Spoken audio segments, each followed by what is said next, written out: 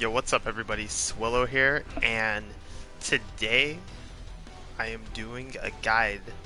It's a beginner's guide for My Hero 1 Justice 2, made by none other than a beginner themselves. That's me. I'm the beginner. So, I have a fighting game background, so even though I'm a beginner, I feel like I can pick up on these things a little bit faster than maybe some other people who don't have an extensive fighting game background. So I'm going to go over some certain tips, tricks, and strategies that I picked up in my couple days playing this game. And I'm doing this as a live stream. I don't know, because I just like to do it as a live stream, I guess. And maybe if some people pop in here during the stream, they can even ask questions they have that I can address. So the first thing I want to talk about is training mode. You know, that's like the staple to learning how to play a fighting game. You know, learning combos, learning setups, learning how to deal with options and such. So one of the first things you're going to want to do when you come into training mode is go to enemy settings, and you see all these different options we have here. Now, one of the most important is going to be recovery. Recovery is important because this is what's going to allow the enemy to recover whenever your combo is no longer valid.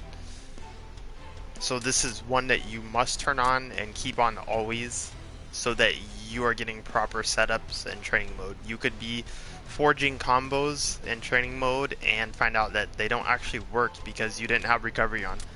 But when you get in a real match and your opponent's mashing and trying to recover, they're going to get out of your setups. So this is the first thing you want to do, is turn recovery on in training mode so that you can practice proper combos. And then you can use everything else as you see fit. So let me turn this off real quick. So I'm going to talk about all of your different options and how you can use them effectively. So in movement, you have just your standard move.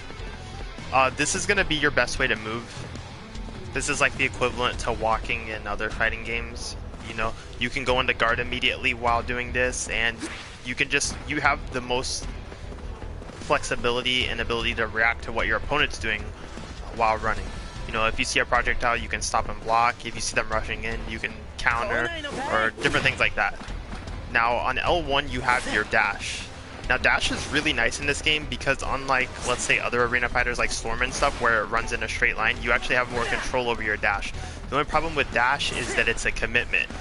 So once you start dashing, you can go into guard relatively fast, but it's a little bit slower than doing it from like just walking. There's a small delay which can make the window to get punished a little easier. So you want to use dash only once you kind of have like a plan in motion, whether you're avoiding attack or whether you're making your move to mount an offense. But otherwise it's best to just use your standard movement. You have jump. Now jump is really strong. The only thing is you cannot block while you're jumping, so it's important to consider that only go airborne once you have a plan. It's very strong to be in the air, but at the same time, because you cannot block, you really don't want to be there any longer than you have to do what you're trying to do, whether it's to attack or whether it's to avoid specific enemy attacks. So consider that. Dash and jump are two really strong options, however, they're more of a commitment and you want to use them when you have an idea why you're using them. Next up, let's talk about the attacks.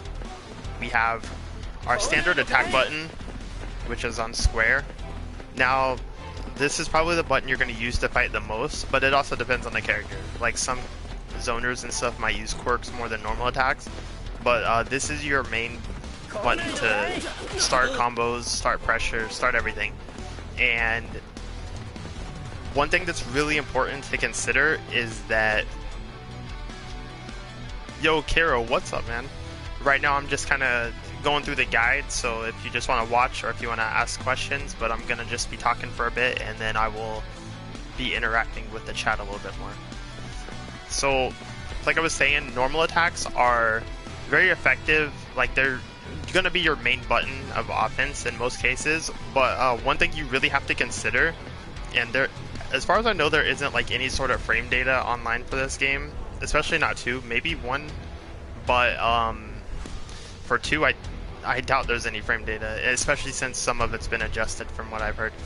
So what you have to consider with normal attacks is that you're going to have a situation in this game where you and your opponent are going to try to attack at the same time. And whoever has a faster attack speed, higher priority, whatever you want to call it, they're going to win out. And you have to be able to determine this early in the match if you see a situation where it looks like you and your opponent are attacking at the same time. So if you're in this situation where it looks like you're both attacking at the same time, but your opponent overpowered you, then there's a good chance that their attacks have higher priority. You know, you might have to get in this interaction like 2 or 3 times to like truly confirm, or go into training mode and practice it, of course. You could always just practice it in training mode. But in most cases, you gotta be able to realize, like, do you have a faster attack speed than your opponent? Because that's gonna dictate how you play the match. You know, if your opponent has a faster attack speed than you, then you're gonna play more defensive. You're gonna block and you're gonna counter and you're gonna wait for them to attack first, so that you can counter them, since you have a slower attack speed. So that's important to determine, because you can get yourself in a situation where you feel like you should be hitting your opponent, but it feels like they're just overpowering you constantly. So that's mostly gonna be like because of frame data situation. So after that, we have our quirk attacks. Now, quirk attacks are super different for each character, so I can't give any specific strategies on these because they're so different for each character, but this is something that you really have to explore with your character. Like, you have to look at their quirks and you have to kind of determine where you can apply them. So right now I have Mirio here, and his quirks, he has invincibility on some of them. So what this means for him is that he's going to look for opportunities to go through enemy attacks or just directly counter them, because he has the ability to just be invincible. Or if you see like your opponent setting up from a range, you know, he's got like this full screen invincible uppercut. So you have to consider like your options and how they can be used in your benefit, and that's gonna differ for each character, because like I said, the quirks are super different for each character. Some of them are just as simple as like mounting more pressure. Like if his circle, as you can see, it's just a string combo. Basically the only value this has is extending combos or mounting more offensive pressure. So you have to see what your quirks do and see how they work. So next up, let's talk about armor attacks. So armor attacks are the yellow attacks when you press a direction plus square at the same time. And what these will do is they will go through normal attacks. So let me turn my opponent to counterattack, and I'll try to attack him. So you see, I tried to attack him and it doesn't work. He just counters through it. Basically, in a situation where you're going to want to use counterattacks, is you can use them in the middle of some of your opponent's strings. Like let's say you're doing like a normal attack string and you're blocking it. Let's say, let me set him to block. I mean, I can't really get the effect that I want to get, I don't think, but yeah. So let's say he's blocking my attacks. In some cases, you could counter in between the hits.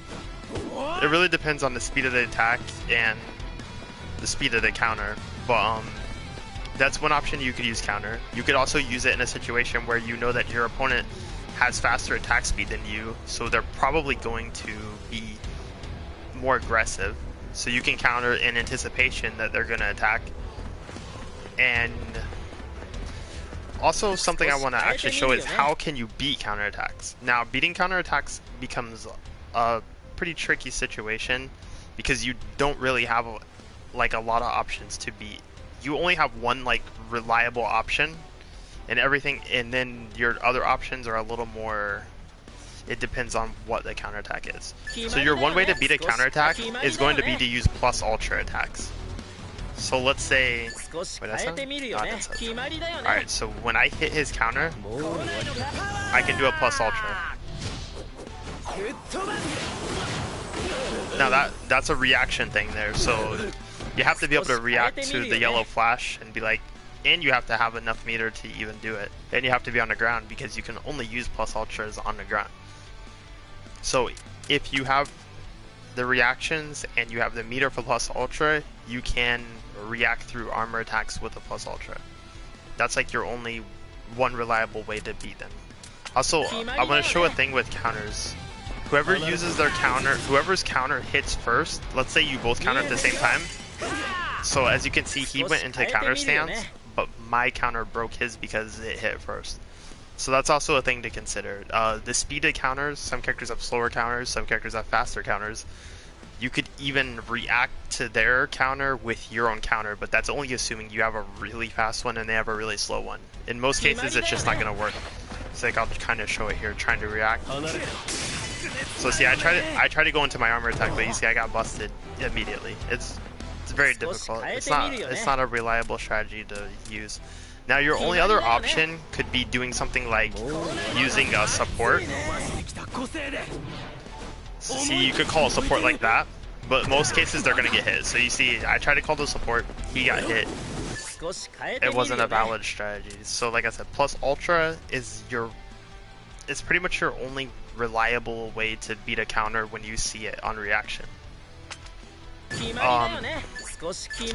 I want to talk about unblockable attacks. So unblockable attacks I actually don't use enough yet.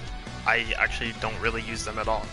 I'm just not like, I guess I haven't really integrated it into my muscle memory. However, I have seen a lot of other players use counter attacks a lot and to strong effect as well. So they've even set up unblockable setups. Like you could be using a support and unblockable in the middle of it like that. So honestly, you should really learn how to use unblockables, and you should learn how to set up unblockable setups.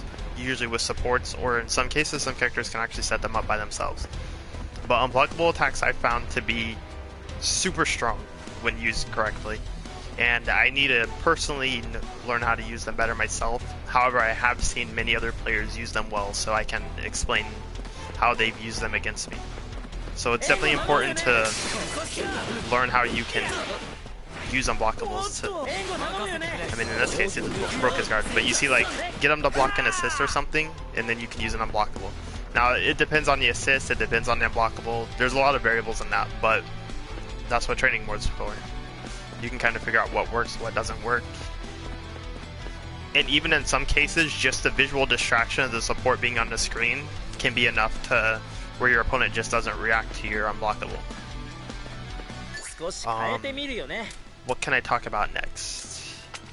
So next I can talk about being in the air a little bit more.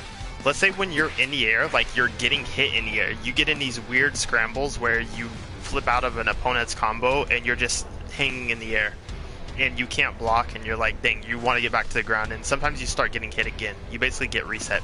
So if you ever get into an air scramble, what you're going to want to do is you want to jump away. If you're getting hit, you want to try to recover and jump away so that your opponent can't keep resetting you and chasing you in the air. That's basically going to be your main way to get out of these weird air scrambles. Just jump away, land on the ground safely, and then resume from there. You have the air dash with jump in L1. The only thing that's bad about the air dash is that it's linear. It always goes straight. You can't control it like the ground dash.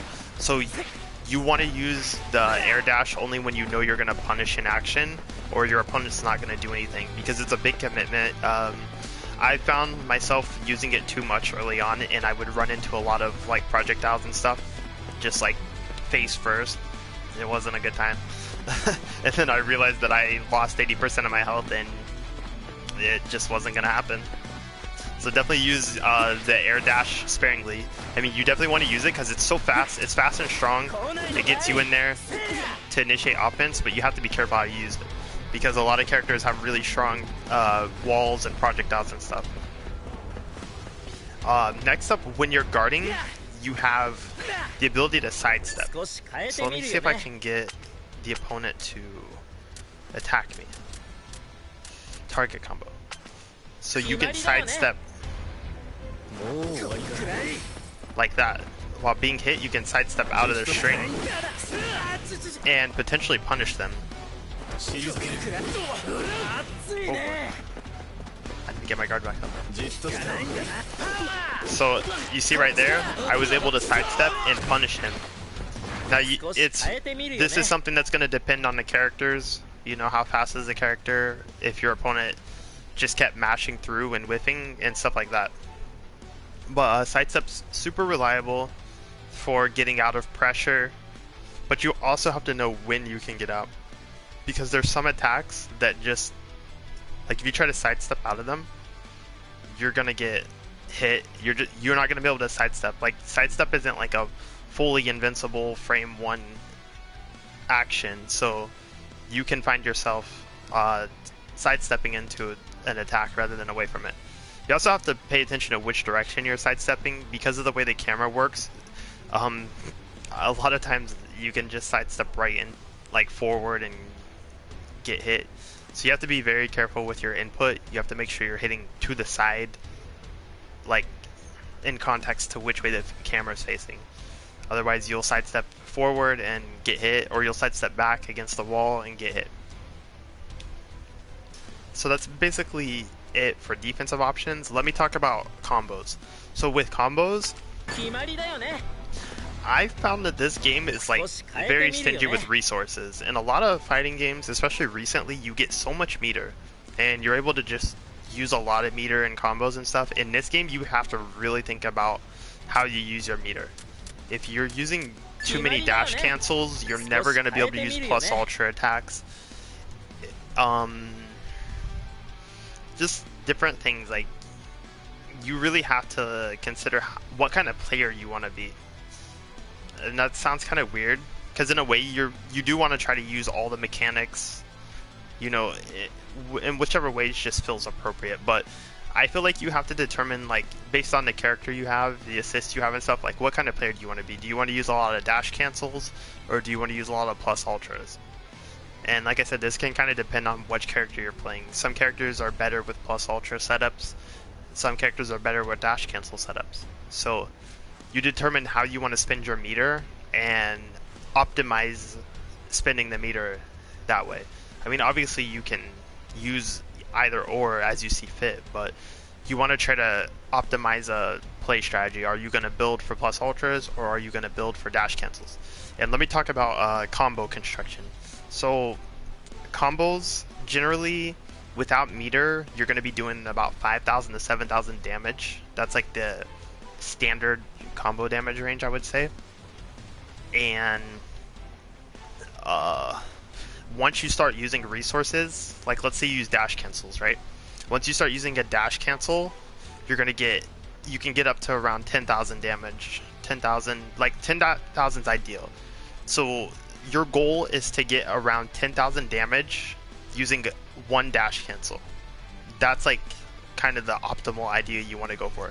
If you're using more than one dash cancel, it's only because you only want to be using more than one dash cancel because you pick up like a really weird awkward hit you have to convert with a dash cancel, or maybe the character you're playing just has like an absurdly strong multiple dash cancel setup.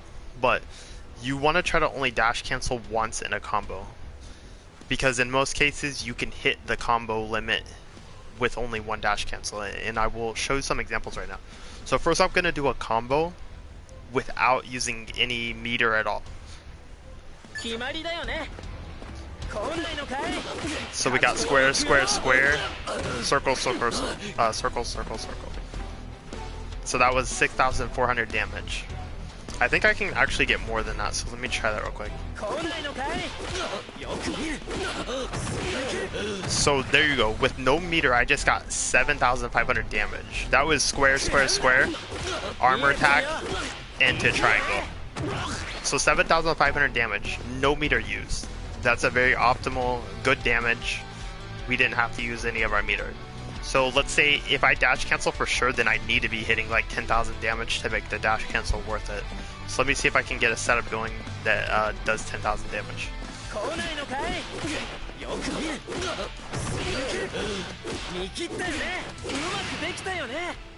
So there you go. I used one dash cancel and I was able to get 10,000 damage.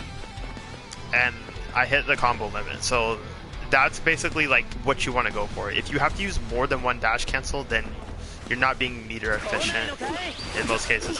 But sometimes you pick up a weird hit where you have to use, you want to use dash cancels, like you're trying to close out a kill or something like that, close out a round. So like maybe in this case I land an air combo,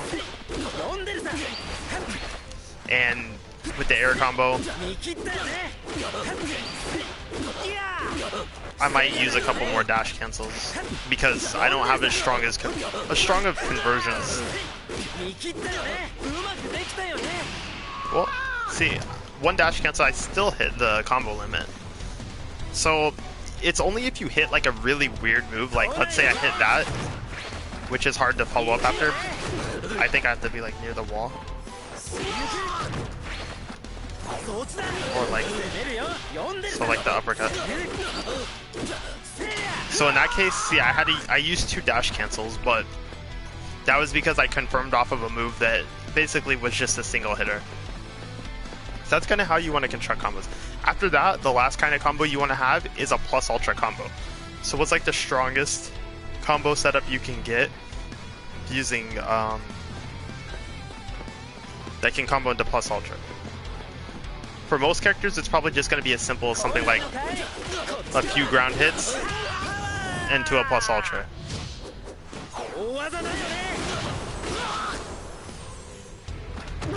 So you see I got 13,000 damage off of that. It's pretty solid. That was a plus ultra one. In some cases, some characters can dash cancel and maybe get a plus ultra as well. So I can actually do that with video. Let me show that. Hold on. Oh yeah. Alright, I know what it is. So I dash cancel off of this, land back on the ground.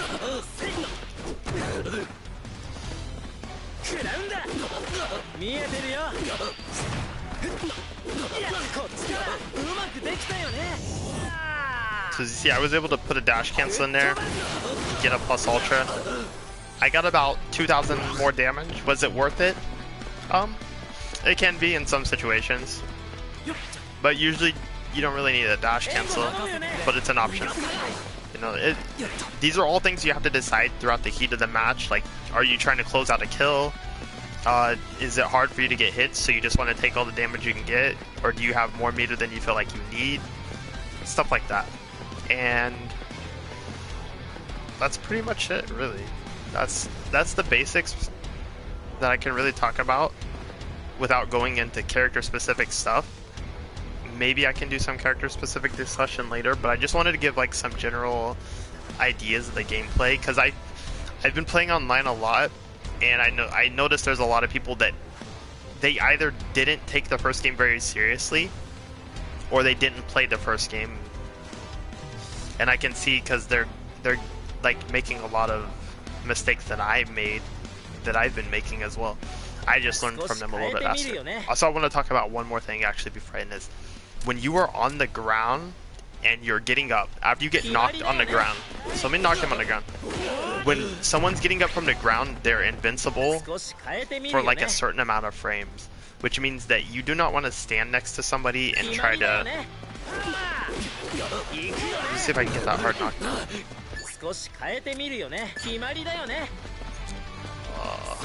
I don't know what actually gives me the hard knockdown I need. There we go. No, that's not a hard knockdown either. Probably just do a plus ultra. But basically when the characters go into this hard knockdown state, they'll wake up. So as you can see right there, he was kind of flashing white. He had a white outline around him. He's completely invincible during that moment. So you do not want to be close to your opponent. You do not want to be mashing attack or anything, because they can punish you for free. You know, that's probably like a good, I don't know, 30 or more frames of invincibility on wake up. So there are things that can beat that, but you have to actually like practice those and figure those out based on your character. But I see so many people get next to me when I'm knocked down, and I just get up and I hit them for free because I have invincibility when I get up. So remember that when you knock somebody on the ground, that does not mean get close to them and think you're going to overwhelm them. That's not how it's going to work. when you knock somebody down, the best thing I mean, it depends on your character, right? But in most cases, you want to get to like a mid-range. You don't want to run too far away where your opponent just doesn't have to worry anymore. You want to be like at a comfortable range, like say right here, so that you're still putting the pressure on your opponent. Like you have the presence, the pressure of your presence, but you're not so close that your opponent gets to overwhelm you for free. See, from this range, you can start reacting, or you can start baiting and looking for other situations. But if you're standing this close to somebody who's knocked down, then you should only be doing that because you have a setup in mind already. Otherwise, your opponent's going to get up and they're going to hit you for free, or they're going to pressure your block for free. So that's a very important thing to consider. And that's pretty much it. I don't have a lot of people. I can see there's only like 2 people watching right now, but if these 2 people happen to, anybody watching wants to ask a question, feel free. But I think I covered pretty much all that I think I need to cover. Let me just look at these options here.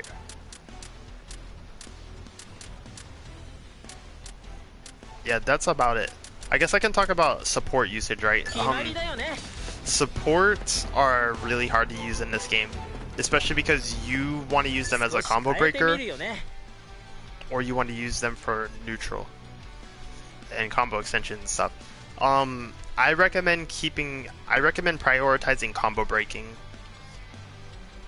at least as a beginner. Like, save your supports to combo break, but also only break a combo if you can tell that your opponent's like actually about to do a big damage combo. I see some people, they break like the first random hit you land on them, or they even just, I don't know how to say this. You get to the end of your combo. You get to your end of the combo, right? Like the combo's over. You're done. And then they waste their assist and break it anyways. But it doesn't matter because you already hit them with the finishing blow. They're knocked on the ground. They're going to be invincible when they get up, and they still press the support button and waste it. And you do not want to be wasting your supports like that because they take forever to charge when you use them as a combo breaker.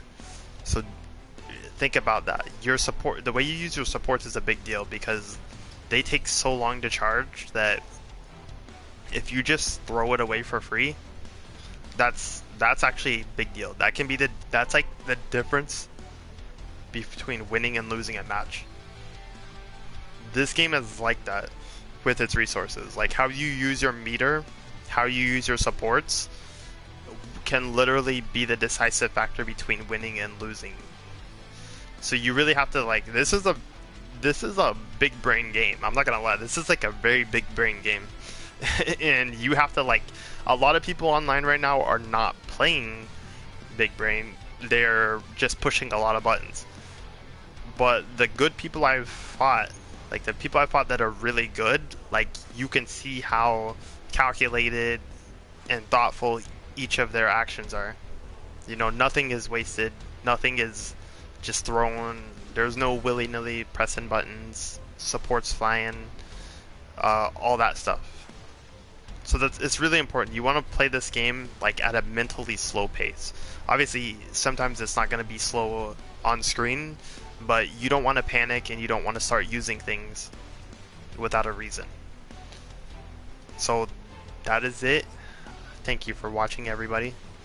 I hope this was helpful, and if there was something I didn't talk about in this guide, but you still want to just comment and be like, hey, how do I deal with this, or what do I do here? Definitely ask, and I will do my best to answer it, or I'll even find a solution and answer it. So that's it. Peace.